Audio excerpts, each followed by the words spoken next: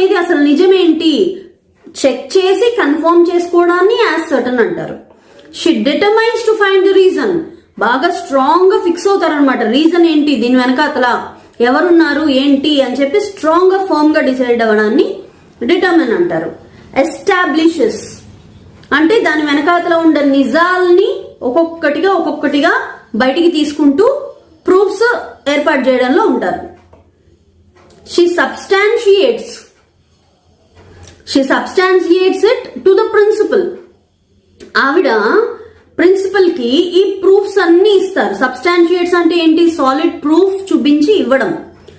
The principal corroborates with another teacher అంటే ఈయన ఒక్క ప్రూఫే కాకుండా ఇంకొక టీచర్ తో కలిపి, కో అంటే ఇద్దరు అన్నాం కదా, అక్కడ టీచర్ అనే కాదు ఇంకా సాలిడ్ ప్రూఫ్స్ ఎక్స్ట్రాగా సబ్మిట్ చేయడాన్ని కొరాబరేట్ అంటారు.